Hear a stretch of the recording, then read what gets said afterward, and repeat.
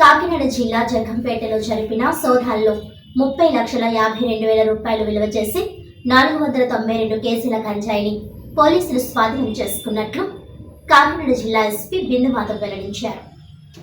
ఈ సందర్భంగా ఎస్పీ బిందు మాధవ్ మీడియా సమావేశంలో మాట్లాడుతూ తమకు వచ్చిన సమాచారం మేరకు జగ్గంపేట పోలీసులకు తనిఖీ చేయమని ఆదేశాలు జారీ చేయడంతో ఈ నెల 4న జగ్గంపేట శివారు జగనన్న కాలనీలో ఒక మహేంద్ర కారులో 7 బస్తాలు గంజాయి, అదే కాలనీలో ఒక ఇంట్లో 10 బస్తాలు గంజాయి, వాటి విలువ 2,78,000 రూపాయలు, 7 సెల్ ఫోన్లు, ఒక హీరో హోండా ద్విచక్ర వాహనం స్వాధీనం చేసుకొని 8 మందిని అరెస్ట్ చేయడం జరిగిందన్నారు.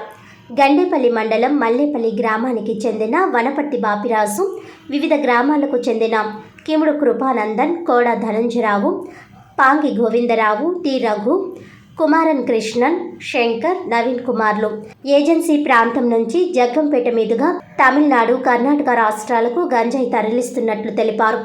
వారిని అరెస్ట్ చేసి కోర్టుకు తరలిస్తున్నట్లు తెలిపారు.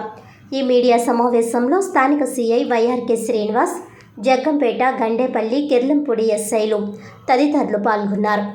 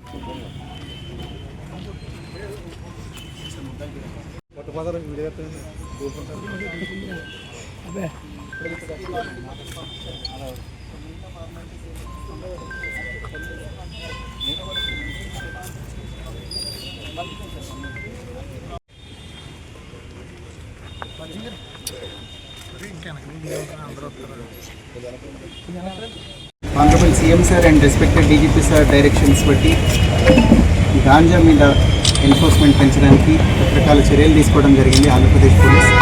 దానిలో భాగంగా కాకినాడ డిస్ట్రిక్ట్లో రకరకాల రూట్స్ అబ్జర్వ్ చేసి రైడ్స్ కండక్ట్ చేయడం జరుగుతుంది.